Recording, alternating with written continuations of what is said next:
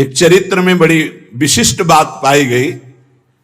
देखो, सदन जी का जो जन्म है, इसी से हमें ये पता चलता है कि भगवान केवल भाव देखते, केवल भाव देखते हैं।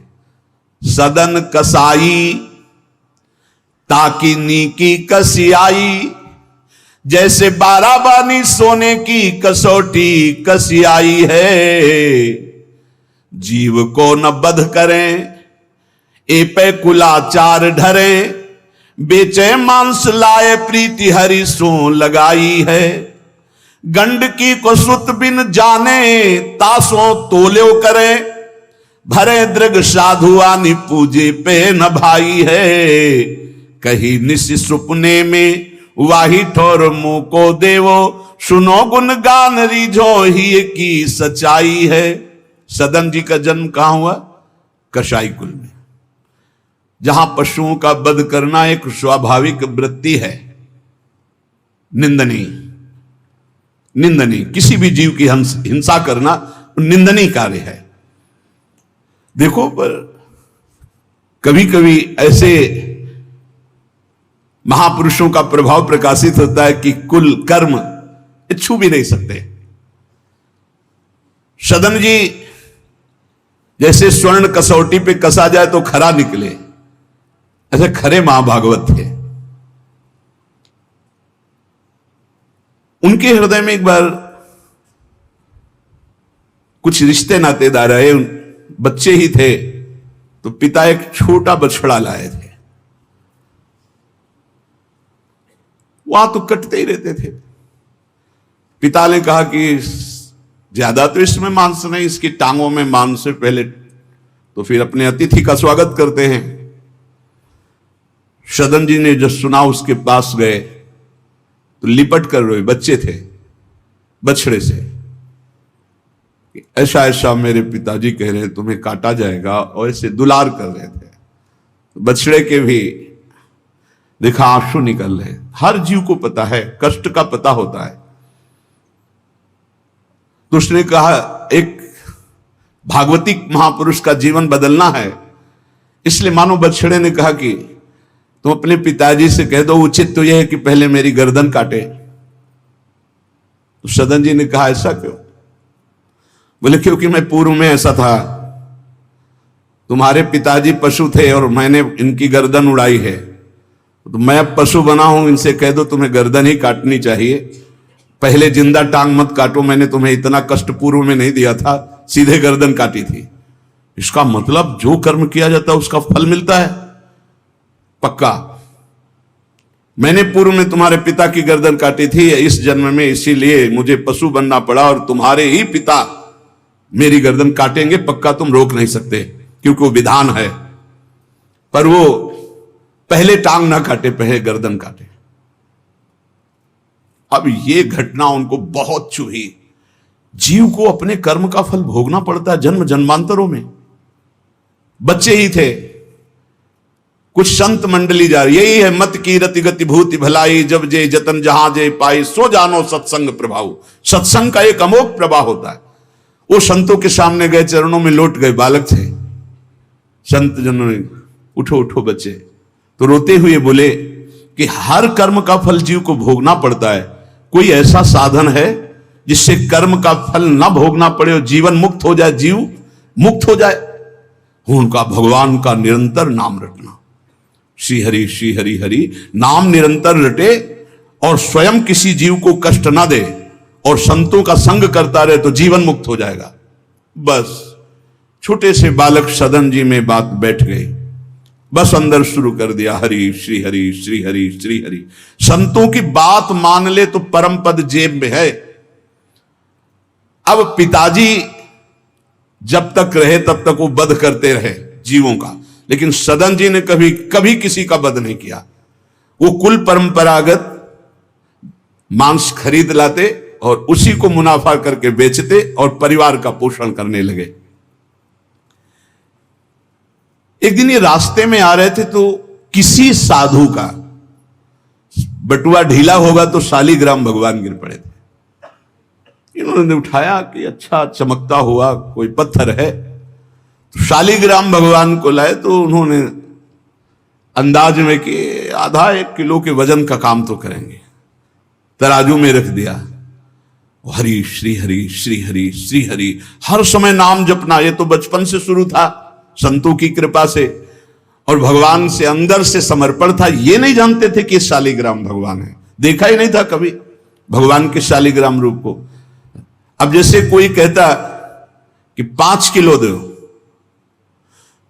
तो 5 किलो शालिग्राम बन जाते, 2 किलो तो 2 किलो दो। अब तो बहुत बढ़िया काम की बाट बदलने की जरूरत नहीं, एक ही बाट में जितना मांगो उतना दे देंगे, और ठीक वजन उतना ही होता, कभी किसी को संशय नहीं हुआ।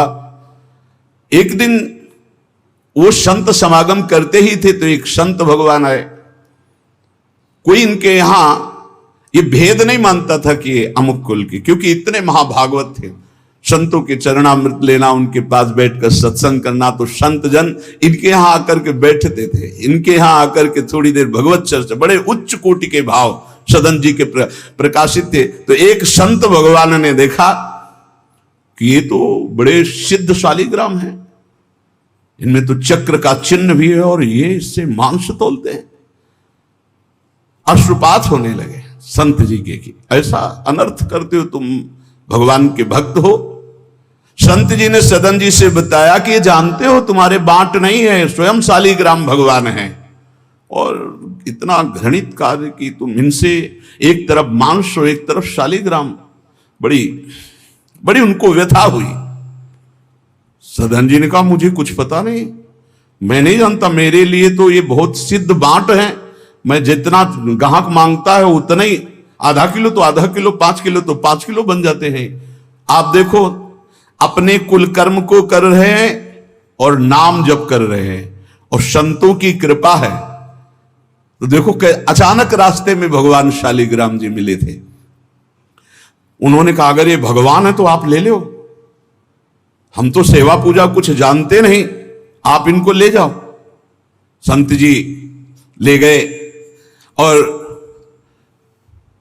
देखो ये हृदय में बैठा लीजिए, संत मिले मतलब आखिरी जन्म हमारा है।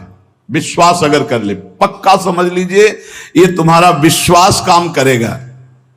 निमज्जोन्मज्जताम घोरे भवाब्धौ परमायनम संतो ब्रह्मविदा शांता निर्दडे वापसु मज्जताम। इस घोर संसार सागर में जो हम डूब रहे हैं, तो भगवान भेजते हैं ब्रह्मवेत्ता संत महापुरुष का समागम, और जहां संत मिले तो आखिरी जन्म समझो इस संसार समुद्र से पार होने के लिए सुदृढ़ नौका संत समागम है। भव सागर कहा नाव, शुद्ध संतन के चरण, तुलसीदास प्रयास बिनु मिलहि राम दुख हरन।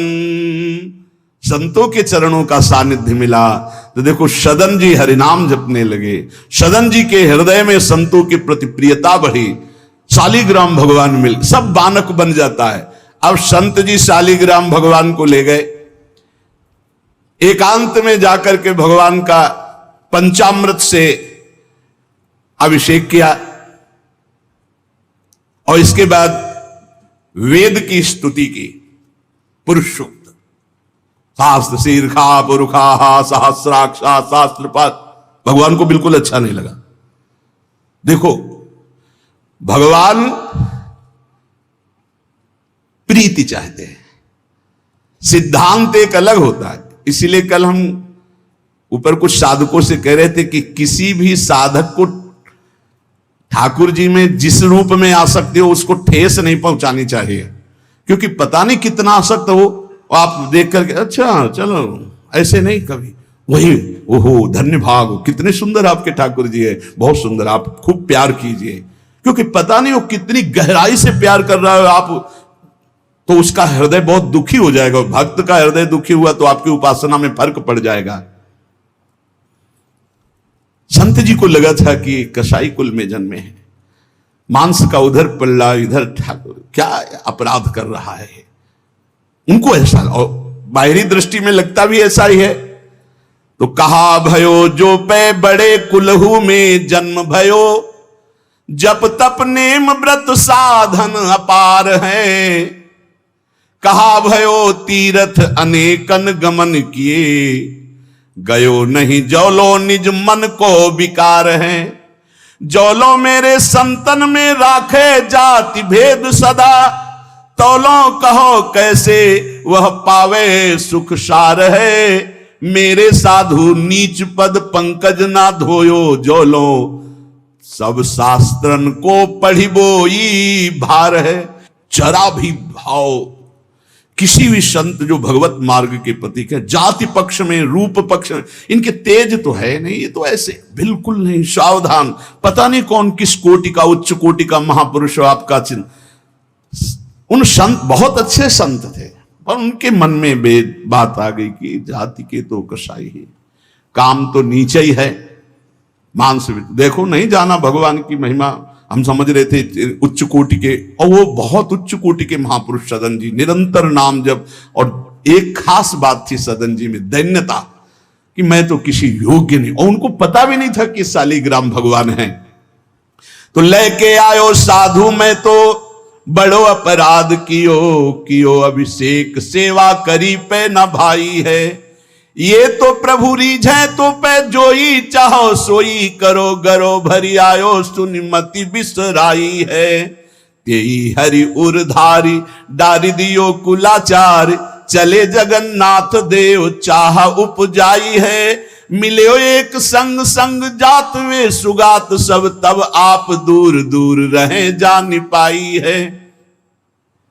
संत जी ने बड़ा अभिषेक किया, वेद स्तुति की, भगवान को भोग लगाया, बड़ी प्रसन्नता से उच्च सिंहासन पर विराजमान किया। भगवान उसी समय आकाशवाणी हुई, ए साधु, मुझे ये तुम्हारी वेद स्तुति बिल्कुल पसंद नहीं, तुम्हारा ये पंचामृत स्नान भोग ये सब, तुम मेरे भक्त पर नीच बुद्धि करके मुझे लाए हो ना, ये मुझे तुम क्या समझते हो? वेद मेरी श्वासों से ही तो प्रकट हुए हैं। वेद क्या है? भगवान की श्वासों से वेद का प्रादुर्भाव हुआ है।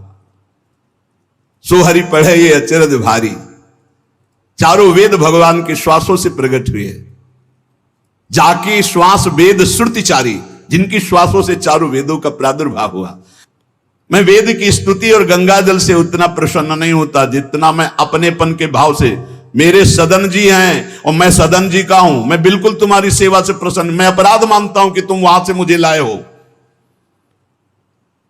साधु जी यह बात सुनकर एकदम घबरा गए, शालिग्राम भगवान को लिया, दौड़ते हुए सदन जी के पास गए और गदगद स्वर में कहा, मैंने भारी अपराध कर दिया, ठाकुर जी को अप्रसन्न कर दिया। मैंने आपके प्रति भाव किया कि आप कसाई कुल में आपका अधिकार ठाकुर का नहीं है, इसलिए आप ठाकुर जी को नहीं जानते हो, आप ऐसा ये लो।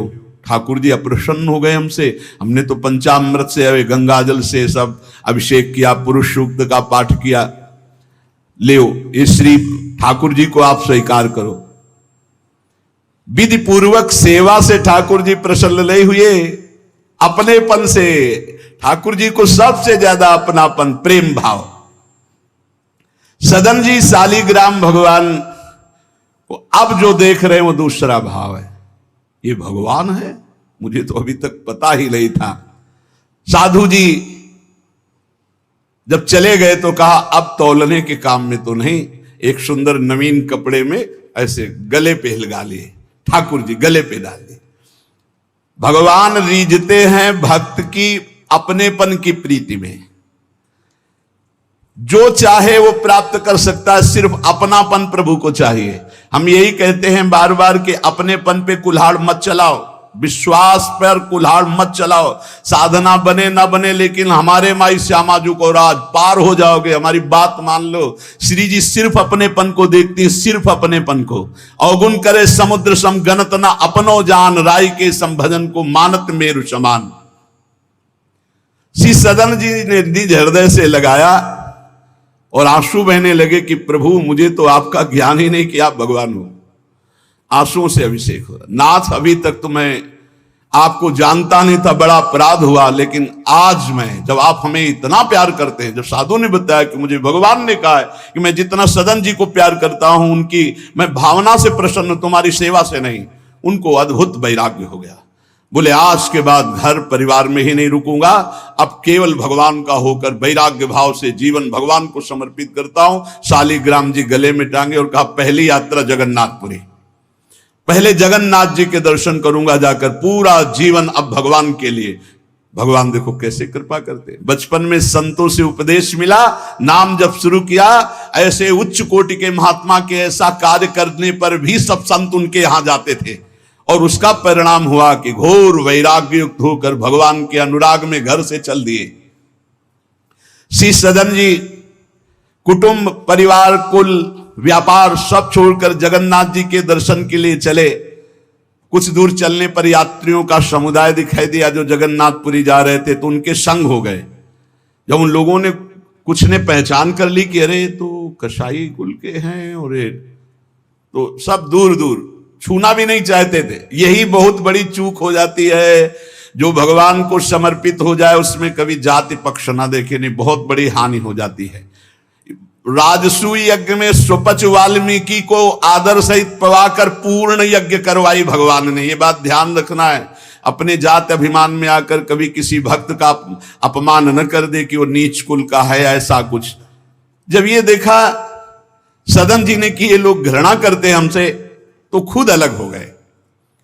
सदन जी बड़े पुलकित है कि आज जगन्नाथ जी के दर्शन होंगे। एक जगह देखा,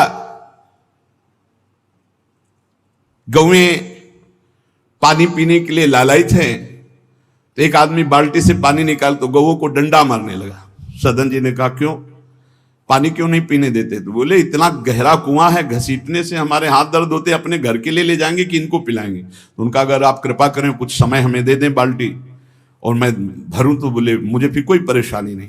भर भर करके 2500 गाय थी, सबको पानी पिलाया। शाम हो गई, पानी खींचने में पिलाने में समय लगा, तो उन्होंने सोचा गांव में भिक्षा मांग लेते हैं और आज रात्रि कहीं एकांतवास कर लेते हैं, सुबह जगन्नाथ जी के दर्शन करेंगे।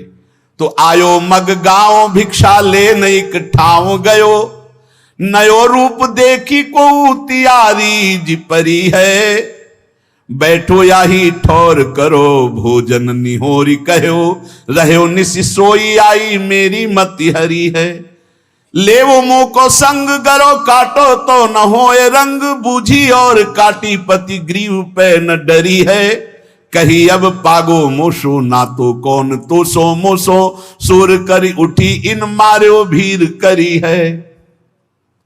बहुत कठिन है, वैराग्य लेकर भगवान के मार्ग में परम दयालु स्वभाव श्री सदन जी जगन्नाथ जी के दर्शन करने। रास्ते में एक घर में आवाज लगाई भिक्षाम दे, भगवान की लीला। एक स्त्री निकली भिक्षा लेकर, देखा रूप, तो जो भगवान का नाम जप करते हैं, भगवान आश्रित होते हैं, उनका रूप अलौकिक होने लगता है। एक दिव्य आकर्षण होता है जो सबके चित्त को आह्लाद प्रदान करता है, क्योंकि आनंद स्वरूप भगवान का निरंतर चिंतन होता है। उसके प्रभाव से मुखाकृति में एक अद्भुत लावण्य, एक अद्भुत आकर्षण होता है। वो स्त्री ने देखा कि नवयुवक भिक्षुक तेजस्वी, वो रीझ गई, देखते ही रीझ गई, और उसने कहा कहीं मांगने की जरूरत नहीं, आप यहां बैठो और भोजन करो। सदन जी ने कहा हमें पाना तो है ही, जब आप पवाने के लिए कह रही तो पवा दीजिए। स्वाभाविक, क्योंकि अभी वैराग्य मार्ग में निकले। उस स्त्री ने प्रार्थना की, भोजन बना के पवाया और कहा प्रभु यदि आज रात्रि यहीं विश्राम कर लें तो आपको क्या, सुबह जगन्नाथपुरी चले जाइए। आपने उस स्त्री के विशेष आग्रह को स्वीकार करके उसके घर में शयन करना स्वीकार कर लिया। जब उसके पति सो गए तो रात्रि में उठ करके आई और आपके पास आकर बोली कि मैं आपको देख करके काम से पीड़ित हो चुकी हूं, अतः आप मुझे स्वीकार कीजिए और मैं सदा सदा के लिए आपके साथ के लिए चल दूंगी। सदन जी ने कहा, यदि तू मेरा गला भी काट डाले तो भी मैं तुझे स्पर्श नहीं कर सकता, क्योंकि तेरा पति है। अच्छा, उसने गलत अर्थ ले लिया। उसके भाव में आया कि अगर पति है तो ये स्पर्श नहीं करेंगे, अगर पति ना हो तो स्वीकार कर लेंगे। कुआ मदांधो मदना तो रोवस, अंधों में भी अंधा कौन है, बोले जिसमें काम जागृत हो जाए। वो ऐसे काम से व्याकुल हो गई कि सोते हुए अपने पति का बिल्कुल भी प्रियता न रखते हुए गला काट दिया और आकर बोली सदन जी से कि अब मुझे स्वीकार करो, आपको पति का भय था ना, गला काट दिया। सदन जी ने कहा कि तू कितनी नीच है, जब तू अपने पति का गला काट दिया तो तू कितनी नीच है, इतना सोचा है? वैसे ही मैं तुझे स्पर्श नहीं करता, अब तो तुझे देखना भी नहीं। तो स्त्री ने कहा, मुझे ऐसा मत समझो कि मैं तुम्हें भी बख्श दूंगी, तेरे कारण मैंने अपने पति का गला काटा है, तो फिर तू भी नहीं बच सकता। तो सदन जी ने कहा, क्या कर सकती हो? तो उसने कहा, मुझे स्वीकार करो, नहीं उच्च स्वर से अभी हल्ला मचाती हूं। माया का विचित्र तांडव, और मैं जोर जोर से सबको कहूंगी कि ये मेरे साथ गलत करना चाहता था, मैंने रोका, मेरे पति ने रोका, मेरे पति का गला इसने काट दिया, इसलिए अभी कहती हूं मैं आजीवन तुम्हारे साथ रहूंगी, मुझे ले चलो। सदन जी ने कहा, गला कटवाना बर्दाश्त है लेकिन स्पर्श नहीं कर सकता। ये सब चूकों की चूक का पूर्ण आहुति, इससे पूर्णता हो गई। मैं धर्म के विपरीत नहीं चल सकता, तू चाहे मेरा गला तू काट दे या समाज से कटवा दे। सदन जी भगवान के भक्त थे, उनके भोले भक्त होते हैं भगवान के, ज्यादा बुद्धि नहीं लगाते हैं, नहीं तो रुकना ही नहीं चाहिए था या उसी समय भाग जाना चाहिए था, भागना चाहिए था। वहां बैठ करके उपदेश नहीं, जब ऐसी घटना है तो भागना चाहिए था। जब वो कि प्रश्न करने के बाद जब सदन जी ने कहा कि तुम्हारा पति है, तुम ऐसा कैसा दुराचार पूर्ण भाव रखती हो, तुम मेरा गला काट दो तो भी तुम्हारा स्पर्श नहीं कर सकता। अब तो उसने देखा कि ये हल्ला मचा दिया, दौड़ो दौड़ो, देखो ये ऐसा ऐसा। अब गांव के लोग इकट्ठा हो गए, तुरंत बंदी बनाए गए सदन जी। वहां कौन सुने सदन जी, कौन सुनता है? भीड़ में कोई सुनता है? कड़ा शासन बादशाह का था, उनके सामने पेश किया गया। हाकिम पकड़ पूछे, कहे हंसी मार्यो हम, डार्यो सोच भारी, कही हाथ कत डारी। कट्यो कर चले हरि रंग मांझ झिले, मानी जानी कछ चूक मेरी यह उर्धारिये। जगन्नाथ देव आगे पालकी पठाई लेन, साधना सो भक्त कहा चढ़े ना विचारिये। चढ़ी आए प्रभु पास, सुपनों सो मिट्यो त्रास, बोले दे कसौटी हूं पे भक्ति विस्तारिये।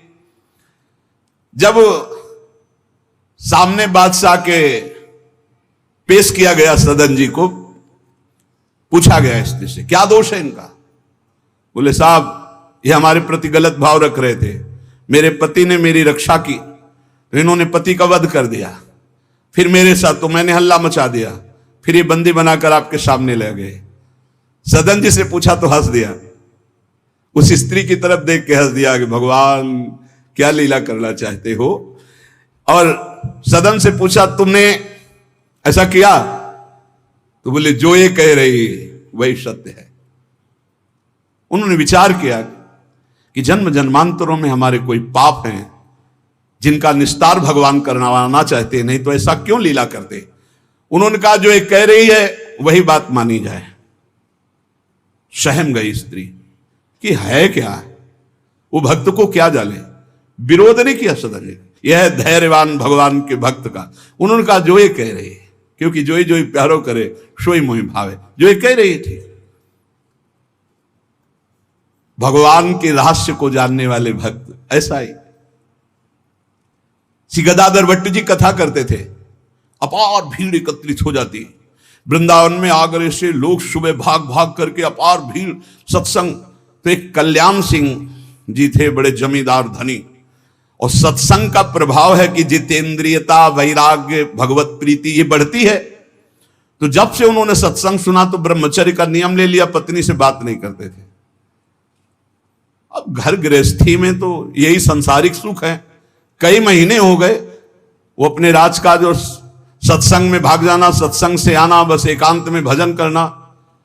पत्नी ने देखा कि कई महीने हो गए, हमारी तरफ देखना भी नहीं, बातचीत नहीं, ये कहाँ जाते हैं, कौन है ऐसा? तो पता चला गदाधर भट्ट जी क्या। बोले हमारी जिंदगी का कांटा है वो, बड़े सुख चैन से जीवन कट रहा था, जब से सत्संग में गए।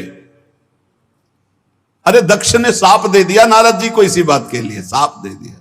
2 घड़ी से ज्यादा कहीं तुम टिक नहीं सकते, जाओ साप देता हूं। तो नारद जी ने कहा 24 दूनी 48 मिनट में तो हम बड़ा काम कर लेंगे, तुम साप दे दो, कोई बात नहीं। उसने सोचा कि मैं ऐसा मुंह काला करूं गदाधर भट्ट जी का कि कोई सुनने ही ना जाए, तो जब ये कथा नहीं सुनेंगे तो फिर हमसे प्यार करने लगेंगे। इसी ताक में थी कि कैसे क्या करूं। तो देखा उनकी गली में एक भिखारिन मांग रही थी, फटे पुराने कपड़े पहने, गर्भवती थी। फौरन बुलाया और सोने की असरफियां दी। अरे वो तो गली में मांगने वाली सोने की असरफियां मिली। अरे मालकिन तो उनका एक काम है, जितना तू धन कहेगी तुम्हारे परिवार वालों को दूंगी, बस एक काम कर, तू जा करके कथावाचक, जहां मेरे पति कथा सुनने जाते हैं उनका नाम गदाधर भट्ट है, वहां जाके बीच सभा में कह दो कि वैसे तो रोज आते थे और जब से ये हो गया तब से आ नहीं रहे, इसका पालन पोषण कौन करेगा। बस वो समझ गई थी इतने में सब भक्तों की श्रद्धा खत्म हो जाएगी। गली गली मांगने वाली उसको इतना स्वर्ण मुद्रा मिल गई, वो फूली हुई गई और कहा पंडित जी, पूरी सभा ऐसे लगी थी, नजदीक जाके, जब ये नहीं रहा था तब रोज आते थे, जब से गर्व रह गया तो आने बंद कर दिया, इसका पालन कौन करेगा। बोले बैठो बैठो, बहुत दिनों में आए, बैठो, जिसने गर्भ दिया वही इसका पालन भी करेगा, तुम चिंता क्यों करती हो। खुश खुश शुरू हो गई कि यार ऐसा बड़े त्याग वैराग्य, बड़े उच्च कोटि के महापुरुष गदाधर भट्ट जी बड़े त्याग वैराग्य की बातें करते हो, ये हालत है पीछे की। अरे कुछ लोग कहने लगे हम तो कहते ही थे, शोरगुल शुरू हो गया। और कुछ भक्त थे जो प्राण समर्पित किए थे, उन्होंने कहा ऐसा नहीं हो सकता, ऐसा कदापि नहीं हो सकता, कोई षड्यंत्र रचा जा रहा है। तो उनमें एक बहुत श्रद्धावान और समर्पित थे, उनको बिल्कुल चैन नहीं पड़ा। सोचा अगर सामने से कुछ तो फिर हमारे ऊपर गदाधर भट्ट जी की, और वो समता प्राप्त पुरुष, जैसे सदन जी ने कह दिया जो ये कह रही वही सत्य है, ऐसे उन्होंने कहा कि तुम चिंता क्यों करती हो, जिसने गर्भ दिया वही पालन करेगा, बैठो तुम आराम से सत्संग सुनो। सामने ऐसे तिरछी चितवन से जाकर उसको बुलाया, गदाधर भट्ट नहीं देख पाए, नजदीक गई, पीछे मंच के ले गए, कहा सत्य बोल, कभी तो जानती है इनको, कभी मिली है। वो घबरा गई क्योंकि 10 लोग पीछे पहुंच गए जो श्रद्धावान थे। बोल सच्ची। तो उनका मैंने तो कभी देखा ही नहीं है इनको, ये हमारे पास क्या आएंगे। खोल के दिखाई, इतनी असरफियां मुझे मिली हैं और इससे ज्यादा मिलेंगी। इस बात के कारण मैंने सोचा मेरे परिवार का, अरे तू परिवार के पोषण की सोच रही, लाखों की श्रद्धा की बात है, किसने दिया। बोले कोई कल्याण सिंह है उनकी पत्नी। कल्याण सिंह ने जे ही सुना, गदाधर भट्ट जी ने रोका, सत्संग का मतलब क्या है। बोले सभा में बोल। गदाधर भट्ट जी ने कहा कुछ कहने की जरूरत नहीं है, ये सब भगवान से प्रेरित है। कल्याण सिंह का तुम हमारी आज्ञा का पालन करो, अपनी पत्नी को कठोर शब्द नहीं बोलोगे, लेकिन गृहस्थ धर्म में हो, अपने धर्म का भी तुम्हें पालन करना चाहिए। उस कल्याण को शांति किया और उसको और भेंट दी और कहा जाओ तुम अपना सुखपूर्वक जियो। जैसे महापुरुष जो स्थिति होते उसमें सबको लगने लगा था। उन्होंने कहा बैठो बैठो बैठो, जिसने गर्भ दिया वही पाल। अब वो तो कह रहे हैं भगवान को लेकर, और लोग समझ रहे हैं कि मामला है। ऐसी सदन जी ने कहा जो ये कह रही वो सत्य है, क्योंकि वो समझ रहे हैं कि भगवान कुछ दंड देना चाहते हैं, तो मैं क्यों बचना चाहूं। भक्तों का बड़ा विचित्र स्वभाव होता, समझ पाना बड़ा कठिन। उन्होंने कहा जो कह रही है सत्य है। जो हाकिम था उसने जब देखा तो उसने कहा मेरा हृदय कह रहा है कि इनके चेहरे से लगता है ऐसे नहीं है, पर ये जब स्वयं स्वीकार कर रहे हैं तो दंड देना ही पड़ेगा। तो इस अपराध का क्या दंड होता है? बोले दोनों हाथ काट लिए जाएं। यहां से दोनों हाथ काट लिए गए, लेकिन उनकी मुस्कुराहट में फर्क नहीं पड़ा। 22 बाजारों में कोड़े मार मार करके बेहाल किया जा रहा है। हरि बोल के सिवा एक शब्द नहीं निकला ठाकुर हरिदास जी के। आप विचार कीजिए, भक्ति में कितनी शक्ति है, कितनी अपार सामर्थ है। इतनी बार कष्ट दिया गया प्रहलाद जी को, एक बार भी हरि से शिकायत नहीं की। हर बार हरि हरि हरि, हर समय। मतलब बलिहारी है इन महाभागवतों की, जो भगवान के लाडले हैं। माया पर विजय प्राप्त करके दिखा दिया इन्होंने कि चाहे जितना सताओ, हरि के भक्त में ना हरि से प्रश्न है और ना सामने वाले पर कोई शिकवा शिकायत। दोनों हाथ काट लिए गए, मुक्त कर दिया गया, इसलिए कि वैष्णव है, भगवत भक्त है। अपराध बन गया तो हाथ काट लिए गए, उनको जेल आदि नहीं, भगवान की चीज। अब रक्त श्राव हाथों से हो रहा है। जय जगन्नाथ, जय श्री हरि, जय श्री हरि। यात्रा नहीं रुकी जगन्नाथ जी की। जगन्नाथ जी ने तत्काल अपने पार्षदों से कहा, मेरे महाभागवत सदन जी आ रहे हैं, तुरंत पालकी लेकर जाओ और उनको बैठाल के लाओ। जगन्नाथपुरी में प्रवेश ही किए थे कि पालकी लिए हुए पार्षद दौड़े, कौन से सदन जी हैं, सदन भक्त किनका नाम है? तो उनका सदन तो इस अधमदास का नाम। पालकी पे बैठो जगन्नाथ जी। अरे उनका कैसे पालकी, भगवान की भेजी हुई पालकी में। पालकी को साष्टांग दंडवत किया ऐसे कि भगवान की नहीं, जबरदस्ती भगवान के पार्षदों ने उठा के पालकी में, जय जगन्नाथ। सदन जी सोच रहे कौन सी लीला है, वहां हाथ कटवा रहे। या इतना बड़ा सम्मान कि किसी को नहीं मिल सकता। जगन्नाथ जी के पार्षद पालकी लेकर जब जगन्नाथ जी के सामने गए तो आंख में आंख मिलाई और कहा, प्रभु इच्छा तो थी कि हाथ जोड़कर आपको, पर अब हाथ ही नहीं। तो ऐसे ही जीव किया तो जैसे स्वप्न में दुख मिला था जागते ही खत्म हो जाता है, ऐसे ही कोई पीड़ा नहीं, कोई हाथ कटे नहीं, पूरे नवीन हाथ और साष्टांग भगवान को दंडोत। भगवान ने कहा कि तुम हमारी कसौटी में पास हुए, जाओ, तुम्हारे द्वारा इस जगत में भक्ति का विस्तार हो। जो तुम्हारे लीला चरित्रों का गायन करेंगे, जो तुम्हारे भाव, तो तुम उनके अंदर भी जैसी तुम्हारी सामर्थ्य भक्ति की, वैसी भक्ति की जागृति हो।